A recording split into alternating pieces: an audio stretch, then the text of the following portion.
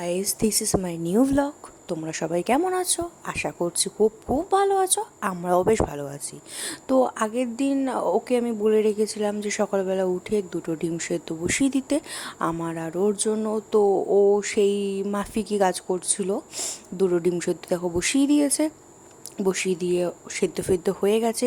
ওর ডিমটা বাটি দিয়ে ভেঙে নিজেরটা নিচে খেয়ে নিয়েছে, দেন আমারটা বাটি করে সরিয়ে রেখেছে। তারপর মা ওকে বললো যে আজ বৃহস্পতিবার একটু ফুল আর মিষ্টি আনতে।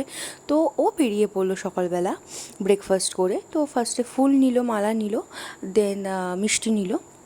মিষ্টিটা নিয়ে আসার পর বাড়িতে ঢোকবার সময় কেউ আসুক আর না আসুক একজন ঠিক দাঁড়িয়ে থাকবে ওয়েলকাম করার জন্য। তো ওপরে যখন ও উঠছিল দেন গেটটা খুললেই সে দাঁড়িয়েছিল। আর প্রথমত ও তো মিষ্টির গন্ধ পেয়েছে, মিষ্টি খেতে ভীষণ ভালোবাসে। তো যাই হোক, ও চলে গেল ওখানে। তো ও ঢুকে মাকে দিয়ে দিল। দেন এখানে ও আজকে ওর অ্যাকোরিয়াম ক্লিন করছিল।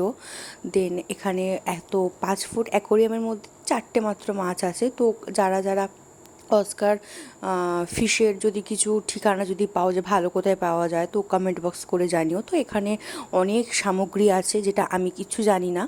তো অনেক সুন্দর করে সাজানো, ওটা ওর খুব শখের জিনিস। তো ও আজকে ওইটাকে ভালো করে ক্লিন করছিল। তো হঠাৎ করে ও আমাকে ঘরে এসে বলছে যে কাকাদের পাম্প খারাপ হয়ে গেছে। দেন আমি একটু মায়ের রান্নাঘরে গেলাম যে আজকের মেনুটা কী ছিল দেখবো বলে। দেন দেখি মা অনেক কিছু রান্না করেছে, কিন্তু খুব সিম্পল রান্না করেছে। কিন্তু যাই রান্না করেছে অনেক করেছে। এই গরমে একটা রান্নাঘরে যাওয়া মানে বিশাল একটা বড় কাজ। তো মেনুটা পরে বলছি আমি।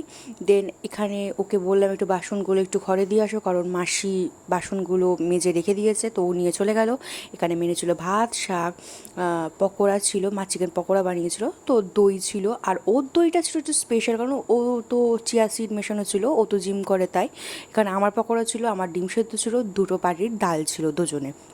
দেন ডক্টরের কাছে যাওয়ার আগে ও পুচকুকে একটু সুন্দর করে রেডি করে দিচ্ছিল, ক্রিম মাখিয়ে চুল আজরে। তো কে বলেছে বাবারা পারে না? বাবারাও পারে, মাদের থেকে বেশি ভালো বাবারা পারে।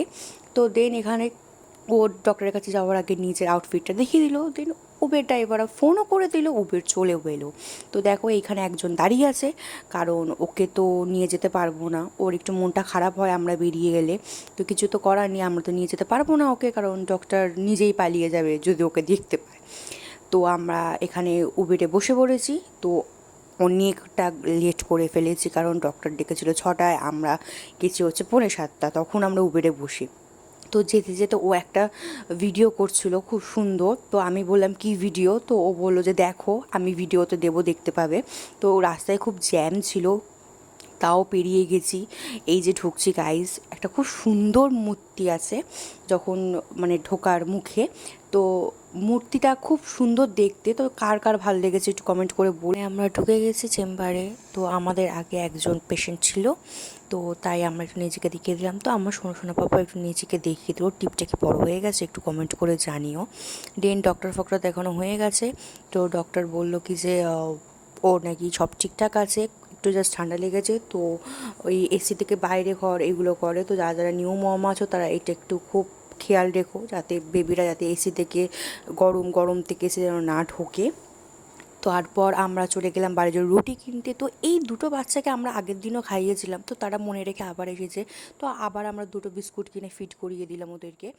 দেন আমরা বাবার জন্য কিছু শপিং করলাম, যেরকম সেরেল্যাক করলাম, আর দুটো ফিনিং বোতল কিনেছি, আর আমার জন্য বনবিটা নিয়েছি, আর আমি নিয়েছি হচ্ছে দুটো হ্যান্ড ওয়াশ। তো এই দুটো ফিলিপসের বোতল ভীষণ ভালো, যার যার লিঙ্ক লাগবে আমাকে জানিও, আমি কমেন্ট বক্সে দিয়ে দেবো।